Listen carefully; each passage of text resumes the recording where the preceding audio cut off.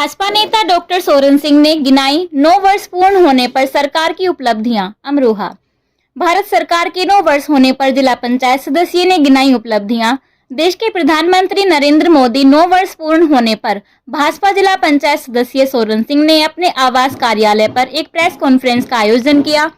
इस दौरान देश के प्रधानमंत्री नरेंद्र मोदी के 9 वर्ष पूर्ण होने पर उनके छोटी बड़ी सभी योजनाओं की उपलब्धियां गिनाई। जिला पंचायत सदस्य डॉक्टर सोरेन सिंह ने कहा कि प्रधानमंत्री नरेंद्र मोदी ने जो छोटी बड़ी गरीब लोगों को योजनाएं उपलब्ध कराई हैं, भारत सरकार और उत्तर प्रदेश सरकार ने गरीब लोगों को जो छोटी बड़ी योजनाएं चला रखी थी, सरकार की सभी योजनाओं का गरीब लोगों को लाभ दिलाया जा रहा है। उन्होंने कहा कि डबल इंजन की सरकार ने कोरोना काल में लोगों को मुफ्त वैक्सीन, ऑक्सीजन प्लांट लगवाने के साथ साथ लोगों को निःशुल्क राशन भी उपलब्ध कराने का काम किया है। लेकिन भारत देश में सबसे पहले वैक्सीन उपलब्ध कराएगी। प्रधानमंत्री नरेंद्र मोदी ने देश में रहने वाले गरीब लोगों को एक नए अभियान और नई योजना चलाकर गरीब लोगों को रोजगार उपलब्ध कराने का काम किया है।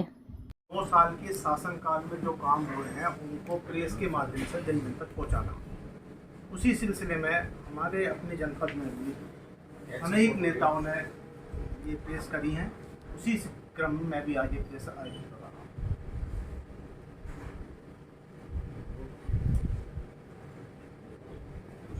क्या उपलब्धि है सरकारी? क्या देखिए, सरकार की उपलब्धियों की अगर बात करें तो हर क्षेत्र जो अछूता था, आज वहाँ सरकार ने अंतिम आदमी तक पहुँचने का काम किया। जिस प्रकार से कोरोना काल में अगर सरकार का प्रबंधन ठीक से ना होता तो जितने लोग गए हैं दुनिया से, पता नहीं इससे कितने ज़्यादा चले जाते। हम लोगों ने भी प्रेरणा लेकर आदरणीय प्रधानमंत्री जी से, आप लोग देखते थे उस समय जगह जगह कैंप लगाकर लोगों के लिए जो बाहर से प्रवासी मजदूर आ रहे थे उनकी सेवा करने का काम करा। मैंने स्वयं भी अपने स्तर पर काम किया, जबकि दूसरे लोगों ने भी करा। और किसी भी देश में फ्री में वैक्सीन नहीं दी गई। भारतवर्ष एक ऐसा देश था जहाँ फ्री में हर आदमी को, चाहे अमीर है चाहे गरीब है, किसी जाति का किसी धर्म का, सब चीज़ से ऊपर उठकर सबको वैक्सीनेटेड किया गया। तो उससे जने कितने लोगों की जान बची। डॉक्टर साहब, आप शिक्षा क्षेत्र में भी काफ़ी आगे काम कर रहे हैं। ग्रामीण क्षेत्रों में अपने कई शिक्षक संस्थान अपने विभाग कर रखे हैं। ग्रामीण क्षेत्र से आने वाले कमजोर जो छात्र छात्रा वर्ग के लोग हैं, छात्र छात्रा हैं, उनके लिए क्या सुविधा है यहाँ पे? देखिए, मेरे संस्थान में जो बच्चा पढ़ता है, जो एससी समाज का बच्चा है, उससे कोई फीस नहीं है। जो सरकारी छात्रवृत्ति आती है उसी के बेस पर वो बच्चा पढ़ाई करता है। दूसरी बात, हम लोकल आदमी और सामाजिक आदमी है। समाज में हर गांव में हमारी जान पहचान है। जब भी कोई आता तो यही कहता कि साहब हम आपके यहाँ आ रहे हैं तो हमें क्या सहूलियत दे देंगे। जो सरकारी फीस निर्धारित है उसमें से भी 10 से लेकर 20,000 तक हम लोगों के पैसे कम करते हैं। अच्छा, आज और जो बहुत गरीब बच्चा है, कितने बच्चे ऐसे, एक लड़की का नाम है विशाखा, हुसैनपुर गांव में नौगावा साहब है, 5 लाख रुपए फीस होती थी, एक पैसा भी नहीं दिया। अच्छा, आज जो प्रेस वार्ता रखी गई है कि इसका मेन उद्देश्य क्या है? मेन उद्देश्य ये है कि भारत सरकार और आदरणीय प्रधानमंत्री नरेंद्र मोदी जी द्वारा, बीजेपी गवर्नमेंट द्वारा जो काम किए गए हैं वो आपके माध्यम से जन जन तक पहुँचे। इसके लिए आप सब लोगों को कष्ट दिया गया, ताकि जो आदमी हमारी मीटिंग में नहीं आ सकते, जो जिनसे हम कनेक्ट नहीं हो पाए, वो भी अखबार के माध्यम से, दूसरे सोशल मीडिया के जो चैनल्स आपके हैं उनके माध्यम से उन तक हमारी बात पहुँच जाए। अच्छा, 2024 के चुनाव नज़दीक हैं, उसके बारे में क्या? तो ये जो हमारा कार्यक्रम है, बेसिकली पूरे देश में भारतीय जनता पार्टी महाजनसंपर्क अभियान चला रही है 1 जून से 30 जून तक। उसी क्रम में ये कार्यक्रम भी है।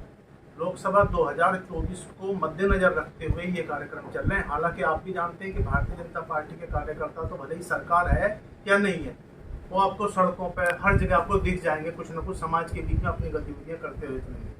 लेकिन जब कोरोना था तब भी आप देखिए, अपनी जान जोखिम में डाल के दूसरे लोग, दूसरे दलों के लोग तो नहीं निकले, हो तो केवल चुनाव के समय पे निकलेंगे। लेकिन भाजपा के कार्यकर्ता इतने संख्या में भाजपा के हैं, किसी न किसी संगठन के रूप में आपके बीच में थे, जनता के बीच में थे। मैंने स्वयं यहाँ अपने यहाँ इस एरिया में 3 लाख मास्क बांटने का काम करा। जितने घर एरिया थे, मेरे वार्ड की बात कर लीजिए, 62 गाँव आते हैं, 62 के 62 गाँवों में 3 बार हमने छिड़काव खुद करा। डॉक्टर साहब, अमरोहा लोकसभा में क्या रहने वाला है इस पर? दावेदार कई हैं। दावेदार तो हर कार्यकर्ता दावेदारी करेगा, करनी चाहिए, कर सकता है, उसका अधिकार है। क्या आप भी दावेदारी कर रहे हैं? दावेदारी मेरी भी इच्छा है। मैं लोकल हूँ यहाँ का, और मैं तो चाहता भी हूँ कि लोकल आदमी ही जनप्रतिनिधि बनना चाहिए। मैं मैं अपनी बात को सब उचित प्लेटफॉर्म पर यहाँ रखूंगा। बाहरी कौन है फिर भाजपा? किसको नहीं पता भाई, आप मेरे से सवाल पूछ रहे हो। जो आदमी यहाँ जन्मा हो, जिस आदमी की पढ़ाई लिखाई यहाँ हुई हो, जिसकी माँ बहन बेटियाँ सब आसपास के एरिए में हो, जिसकी रिश्तेदारियाँ यहाँ हो, जिसकी यारी दोस्ती यहाँ हो, वो सब वो यहीं का हुआ ना। अगर मैं केवल राजनीति करने के उद्देश्य से यहाँ आकर कुछ अपना सेटअप खड़ा करूँ तो उससे काम नहीं चलने वाला, क्योंकि मेरी उपलब्धता, अगर जनप्रतिनिधि मुझे बनाया जा रहा तो मेरी उपलब्धता भी सुनिश्चित होनी चाहिए। मैं अपने कार्यकर्ताओं, भाजपा के कार्यकर्ताओं के लिए हर समय सुलभता से उपलब्ध रहूं, ये भी एक जरूरत है आज के समय। तो अच्छा, आपका ये 2024 में अगर आपको प्रत्याशी बनाया जाता तो क्या मुद्दा रहेगा आपका विकास को लेकर, जनता के किस किन मुद्दों को लेकर जाएंगे? जनता के सारे मुद्दे जो भी हैं वो भाजपा के मुद्दे हैं। जनता के जितने भी मुद्दे हैं वो सब भाजपा के मुद्दे हैं। सतत प्रयास चल रहे हैं। आप देख लीजिए सड़कों का जाल किस तरीके से बिछा हुआ।